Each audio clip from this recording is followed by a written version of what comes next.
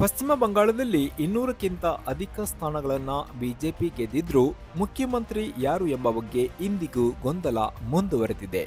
ಸುವೇಂದು ಅಧಿಕಾರಿ ಇವರೇ ಮುಖ್ಯಮಂತ್ರಿ ಆಗ್ತಾರೆ ಎಂಬ ಬಗ್ಗೆ ಯಾವ ಖಾತರಿಯೂ ಇಲ್ಲದಿರುವುದು ಅಚ್ಚರಿಗೂ ಕಾರಣವಾಗಿದೆ.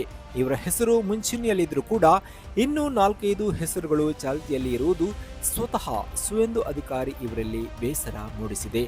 ಮಾಧ್ಯಮದ ಜೊತೆ ಮಾತನಾಡುತ್ತಾ ಇವರು ಆಡಿರುವ ಮಾತುಗಳು ಇದಕ್ಕೆ ಪುಷ್ಟಿಯನ್ನ ನೀಡ್ತಾ ಇದೆ. ಇವರ ಎಂದಿನ ಭಾವಾವೇಶ ಮಾಧ್ಯಮಗಳ ಜೊತೆ ಮಾತನಾಡುವಾಗ ಇರಲಿಲ್ಲ. ಒಂದು ಬಗೆಯ ಗೊಂದಲ ಇವರನ್ನ ಕಾಡ್ತಾ ಇರುವಂತೆ ಕಾಣಿಸ್ತಾ ಇತ್ತು. ಮಮತಾ ಬ್ಯಾನರ್ಜಿಯ ಸ್ಥಾನಕ್ಕೆ ಓರ್ವ ಮಹಿಳೆಯನ್ನೇ ಮುಖ್ಯಮಂತ್ರಿಯಾಗಿ ಮಾಡಬೇಕು ಎಂಬ ಒತ್ತಾಯ ಬಿಜೆಪಿಯಲ್ಲಿದೆ. ಇದಕ್ಕೆ ಹೆಚ್ಚು ಬೆಂಬಲ ಸಿಕ್ಕರೆ ಅಗ್ನಿಮಿತ್ರ ಪಾಲ್ ಇವರು ಮುಖ್ಯಮಂತ್ರಿ ಆಗುವ ಸಾಧ್ಯತೆ ಇದೆ. ಇವರು ಬಿಜೆಪಿಯ ಪಶ್ಚಿಮ ಬಂಗಾಳದ ಪ್ರಮುಖ ಮಹಿಳಾ ಮುಖವಾಗಿದ್ದಾರೆ. ಅಸನ್ಸೋಲ್ ವಿಧಾನಸಭಾ ಕ್ಷೇತ್ರದಿಂದ ಇವರು ಈ ಬಾರಿ ಗೆಲುವು ಸಾಧಿಸಿದ್ದಾರೆ.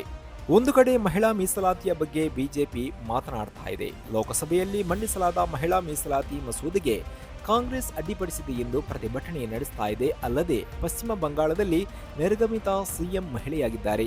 ಹೀಗಾಗಿ ಮಹಿಳೆಯನ್ನೇ ಮುಖ್ಯಮಂತ್ರಿಯನ್ನಾಗಿ ಮಾಡಬೇಕು ಎಂಬ ಅಭಿಪ್ರಾಯ ಪಶ್ಚಿಮ ಬಂಗಾಳದ ಬಿಜೆಪಿ ಶಾಸಕರಲ್ಲಿದೆ ಎಂಬ ಅಭಿಪ್ರಾಯ ಕೇಳಿ ಬಂದಿದೆ.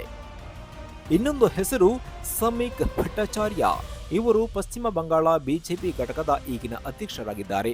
ರಾಜ್ಯಸಭಾ ಸದಸ್ಯರು ಕೂಡ ಆಗಿದ್ದಾರೆ. ಸುವೇಂದು ಅಧಿಕಾರಿಗೆ ಸಾಕಷ್ಟು ಬೆಂಬಲ ಸಿಗದಿದ್ದರೆ ಇವರು ಸಿಎಂ ಆಗುವ ಸಾಧ್ಯತೆ ಇದೆ.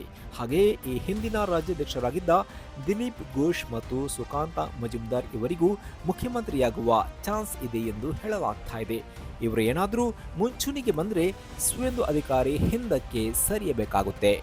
ಈ ಬಾರಿಯ ಚುನಾವಣೆಯಲ್ಲಿ ದೊಡ್ಡ ಧ್ವನಿಯಲ್ಲಿ ಮಾತನಾಡಿದವರು ಸುವೇಂದು ಅಧಿಕಾರಿ. ಹಿಂದೂ ಮುಸ್ಲಿಂ ವಿಭಜನೆಯನ್ನ ಅತ್ಯಂತ ವ್ಯಾಪಕ ಪ್ರಮಾಣದಲ್ಲಿ ತನ್ನ ಮಾತುಗಳ ಮೂಲಕ ಮಾಡಿದವರು ಇವರೇ. ಇವರು ಈ ಬಾರಿ ನಂದಿಗ್ರಾಮ ಮತ್ತು ಭವಾನಿಪುರ 2 ಕ್ಷೇತ್ರಗಳಲ್ಲಿ ಜಯಗಳಿಸಿದ್ದಾರೆ. ಭವಾನಿಪುರದಲ್ಲಿ ಮುಖ್ಯಮಂತ್ರಿ ಮಮತಾ ಬ್ಯಾನರ್ಜಿ ಇವರನ್ನೇ ಸೋಲಿಸಿದ್ದಾರೆ. 2021ರ ಚುನಾವಣೆಯಲ್ಲಿ ನಂದಿಗ್ರಾಮದಲ್ಲಿ ಮಮತಾ ಬ್ಯಾನರ್ಜಿಯನ್ನ ಸೋಲಿಸಿದ್ರು. ಹೀಗೆ ಹಾಲಿ ಮುಖ್ಯಮಂತ್ರಿಯನ್ನ 2 ಬಾರಿ ಸೋಲಿಸಿದ ಖ್ಯಾತಿ ಇವರ ಬೆನ್ನಿಗಿದೆ. ನಂದಿಗ್ರಾಮದಲ್ಲಿ ಈ ಬಾರಿ ಮುಸ್ಲಿಮರು ನನಗೆ ಮತ ಹಾಕಿಲ್ಲ, ಇವರೆಲ್ಲ ಟಿಎಂಸಿಗೆ ಮತ ಹಾಕಿದ್ದಾರೆ. ನನಗೆ ಮತ ಹಾಕಿದ್ದು ಹಿಂದೂಗಳು ಮಾತ್ರ. ಹೀಗಾಗಿ ಇವರ ಅಭಿವೃದ್ಧಿಗಾಗಿ ಮಾತ್ರ ಕೆಲಸ ಮಾಡುವೆ ಎಂದು ಗೆದ್ದ ಬಳಿಕ ಅವರು ಹೇಳಿಕೆಯನ್ನ ಕೂಡ ನೀಡಿದ್ರು. नंदीग्राम का हिंदू जनता फिर मुझे जिताया। वहाँ मुसलमान वोट पूरा के पूरा टीएमसी को मिला।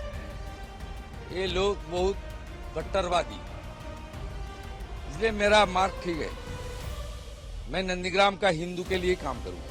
देखिए दादा, जिस तरह का एक ಆದ್ದರಿಂದ ಸುವೇಂದು ಅಧಿಕಾರಿ ಒಂದೊಮ್ಮೆ ಮುಖ್ಯಮಂತ್ರಿ ಆಗದೇ ಇದ್ರೆ ಅವರು ಒಂದಷ್ಟು ಶಾಸಕರನ್ನ ಜೊತೆ ಇರಿಸಿಕೊಂಡು ತನ್ನ ಮೂಲ ಪಕ್ಷವಾದ ಟಿಎಂಸಿಗೆ ಹಾರುವ ಸಾಧ್ಯತೆಯನ್ನ ಅಲ್ಲಗಳೆಯೋಕೆ ಸಾಧ್ಯವಿಲ್ಲ. 2020ರಲ್ಲಿ ಇವರು ಟಿಎಂಸಿ ಬಿಟ್ಟು ಬಿಜೆಪಿ ಸೇರಿಕೊಂಡಿದ್ರು. ಆದ್ದರಿಂದ ಮರಳಿ ಟಿಎಂಸಿ ಸೇರಿಕೊಂಡು ಮುಖ್ಯಮಂತ್ರಿಯಾಗುವ ಸಾಧ್ಯತೆಯನ್ನ ನಿರಾಕರಿಸಲಾಗದು.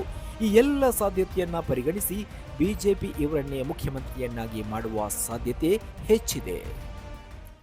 ಈ ಕಾರ್ಯಕ್ರಮದ ಪ್ರಾಯೋಜಕರು Gadiyar group of companies, specialised in piling and shoring, engineering consultancy, firefighting, steel structures, real estate. Office SIT Tower, Silicon Oasis, Dubai, UAE. ಸ್ನೇಹಿತರೆ, ನಿಮ್ಮ ಅದ್ಭುತ ಬೆಂಬಲದಿಂದ ಸನ್ಮಾರ್ಗ ನ್ಯೂಸ್ ಚಾನೆಲ್ ಈಗ 2 ಲಕ್ಷ ಸಬ್ಸ್ಕ್ರೈಬರ್ಗಳನ್ನು ದಾಟಿದೆ. ಇದು ನಮ್ಮ ಯಶಸ್ಸಲ್ಲ, ಇದು ನಿಮ್ಮ ಯಶಸ್ಸು. ನಮ್ಮ ಮುಂದಿನ ಗುರಿ 4 ಲಕ್ಷ. ಇದು ಕಷ್ಟವಲ್ಲ. ನೀವು ಮಾಡಬೇಕಾದದ್ದು ಸಿಂಪಲ್. ನೀವು ಸನ್ಮಾರ್ಗ ನ್ಯೂಸ್ ಚಾನೆಲ್ ವಿಡಿಯೋವನ್ನ ನಿಮ್ಮ ಸ್ನೇಹಿತರಿಗೆ, ಕುಟುಂಬದವರೊಂದಿಗೆ ಹಂಚಿಕೊಳ್ಳಿ ಮತ್ತು ಅವರಲ್ಲೂ ಸಬ್ಸ್ಕ್ರೈಬ್ ಮಾಡಲು ಹೇಳಿ. ನೀವು ಶಕ್ತಿಯನ್ನು ಕೊಡಿ, ನಾವು ನಿಖರ ಸುದ್ದಿ ಕೊಡ್ತೇವೆ. ಧನ್ಯವಾದಗಳು.